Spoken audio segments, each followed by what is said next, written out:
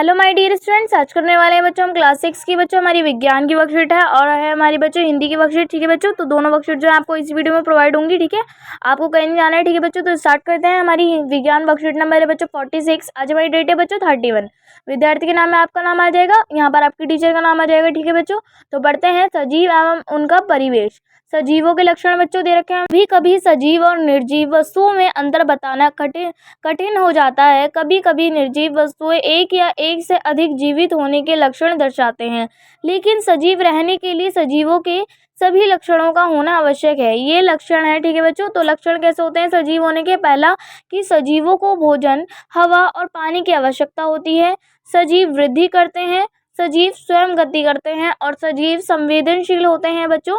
वह आसपास के परिवर्तनों के प्रति संवेदना व्यक्त करते हैं। ठीक है बच्चों, सजीव जनन करते हैं, सजीव सांस लेते हैं और भोजन से ऊर्जा का निकास करते हैं। ठीक है बच्चों, सजीव उत्सर्जन करते हैं, वह अपने शरीर से अपशिष्ट पदार्थों को निष्कासित यानी कि निकालते हैं और वह कोशिका के बने होते हैं। ठीक है बच्चों, सजीव कौन है? हम लोग हैं। ठीक है बच्चों, ये सारी जो है लक्षण जो है हमारे अंदर होते हैं। ठीक है बच्चों, फिर अपने आसपास पाई जाने वाली वस्तुओं की एक सूची बनाइए और बताइए कि ये वस्तुएं सजीव हैं या निर्जीव। ठीक है बच्चों, तो वस्तुएं हमें यहाँ लिखनी है और अब आपके उत्तर का कारण यहाँ पे लिखना है। ठीक है बच्चों, जैसे हमें एक करके लिख के दिखाया गया है यहाँ पर। जैसे पेड़ है, तो पेड़ बच्चों क्या है?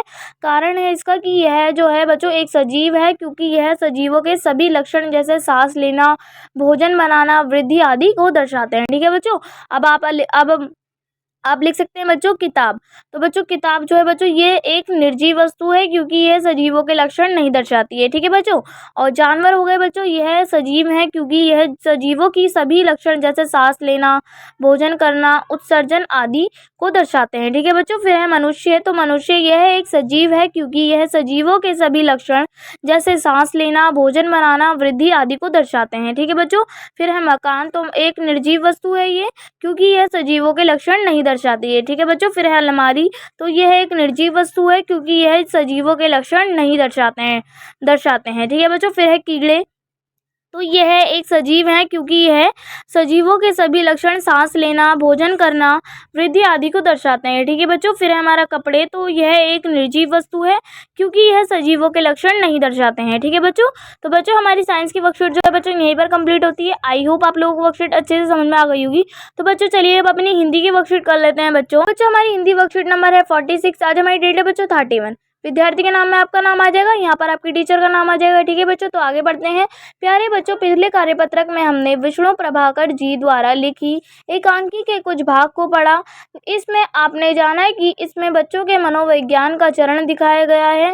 यह भी जाना कि मोहन की बीमारी का उपचार वैद्य जी द्वारा हो चुका है, पर आराम नहीं मिला। डॉक्टर भी आ चुके हैं। अब उससे आगे बढ़ते हैं। ठीक है बच्चों, तो वैद्य जी द्वार की ओर बढ़ते हैं। मोहन के पिता 5 का नोट निकालते हैं। ठीक है बच्चों, तो पिता जो हैं मोहन के वो बोलते हैं वैद्य जी यह आपकी भेंट, यानी कि नोट देते हुए उनसे बोलते हैं कि यह आपकी भेंट है। ठीक है बच्चों, तो वैद्य जी जो हैं वो बोलते हैं कि नोट लेते हुए बोलते हैं बच्चों वो कि अरे मैंने कहा आप यह क्या करते हैं, आप और हम क्या दो हैं? ठीक है बच्चों, तो अंदर के दरवाजे से जाते हैं, तभी डॉक्टर का प्रवेश होता है। ठीक है बच्चों, तो डॉक्टर जो है वो बोलते हैं हेलो मोहन, क्या बात है, ऐसे ऐसे क्या कर लिया?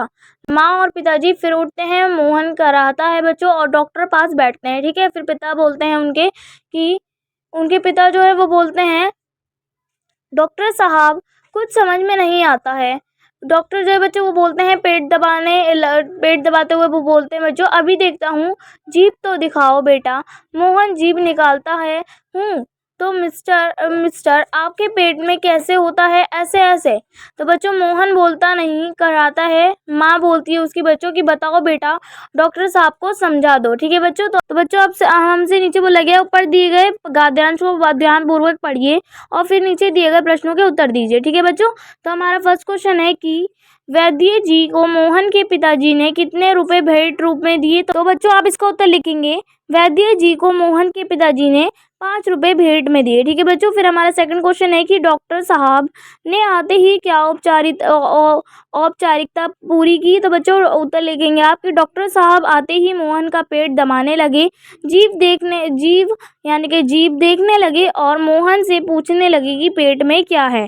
ठीक है बच्चों, तो आप इसका उत्तर लिख देंगे। ठीक है, फिर हमारा क्वेश्चन है कि डॉक्टर साहब के पूछने पर माँ ने मोहन से क्या कहने को कहा? तो बच्चों आप इसका उत्तर लिखेंगे, डॉक्टर साहब के पूछने पर माँ ने मोहन से कहा, बताओ बेटा डॉक्टर साहब को समझा दो। ठीक है बच्चों, फिर हमारा फोर्थ क्वेश्चन है कि गद्यांश में सर्वनाम शब्द छट कर लिखिए।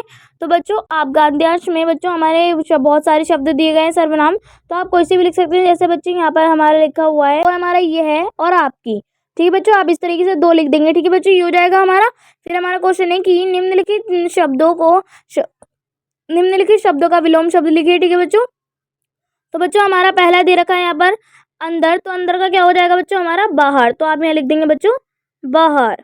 ठीक है, फिर है बच्चों हमारा प्रवेश, तो बच्चों प्रवेश का क्या होगा हमारा निष्कासन। ठीक है बच्चों, तो यहाँ पे लिख देंगे, आप यहाँ लिख देंगे बच्चों निष्कासन। ठीक है बच्चों, फिर हमारा है बच्चों बैठना, तो बैठने का क्या हो जाएगा बच्चों हमारा उठना, तो यहाँ पर आ जाएगा बच्चों हमारा उठना। ठीक है, फिर है बच्चों हमारा आना, तो आने का क्या हो जाएगा बच्चों हमारा जाना, तो आप यहाँ लिख देंगे बच्चों जाना। ठीक है बच्चों, ये हो जाएगा हमारा कंप्लीट बच्चों।